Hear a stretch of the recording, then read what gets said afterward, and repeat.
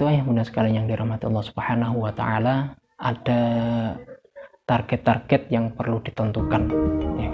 Ada target-target yang perlu ditentukan. Kalau kita sudah mantap menjadi penghafal Al-Quran, menjadi generasi Qurani maupun yang menyiapkan generasi Qurani ya, ada beberapa target yang harus kita penuhi ya. Kita klasifikasikan menjadi 3 target utama ya, target yang besar, yaitu kalau saya sebutnya 3K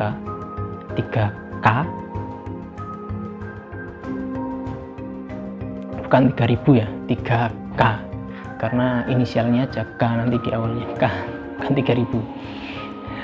Nah, 3K itu apa saja? Sudah mungkin ayah bunda juga sudah pernah mendengarkan, yaitu yang pertama adalah kuantitas, yaitu kuantitas waktu ya, seberapa banyak waktu yang harus kita sediakan. Itu dulu untuk menghafal Al-Quran ini, berapa waktunya yang kita sediakan dalam satu hari ya. Kalau kita ingat dalam doa khatmil Quran ya, ataupun sering kita baca setelah membaca Al-Quran itu, Allahumma rahamna bil Quran warzuqna tilawatahu ana al-laili wa atrafan nahar.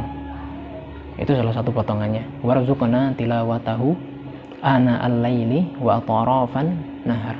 Rezekikanlah kepada kami ya Allah tilawatahu, tilawahnya membaca Al-Quran itu ya, ana al-laili ya, sepanjang malam, di tengah malam, wa atrafan nahar ya, pada siang bolong juga gitu. Jadi harapannya adalah kita semakin banyak interaksi dengan Al-Quran. Itu dulu.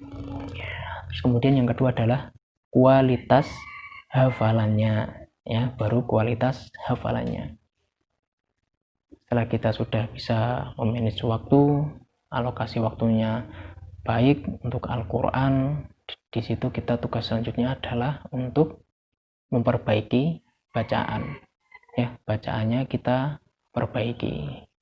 Nah, setelah bacaannya baik, baru nanti kita masuk ke yang K, yang ketiga, yaitu kuantitas. Nah, kuantitas apa nih? Kuantitas hafalan ya. Hafalan juga ikut bagus, cepat, seperti itu ya bunda sekalian yang dirahmati Allah Subhanahu wa taala.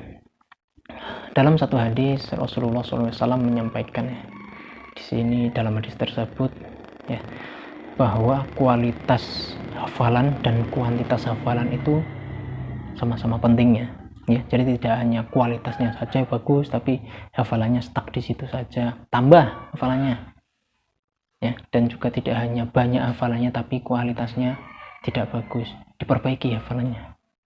Nah, Rasulullah SAW mengatakan dalam hadis tersebut, Allah Subhanahu wa taala bersabda, Iqra warattil kama kunta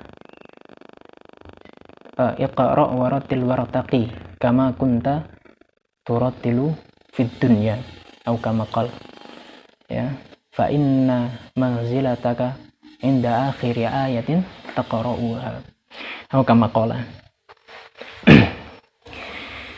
Hadis tersebut menjelaskan ya bunda sekalian yang dirahmati Allah Subhanahu wa taala, Allah memerintahkan tadi ya, jadi Al-Quran itu masih dibaca ya, masih dibaca sampai ke akhirat nanti di hadapan Allah Subhanahu wa taala.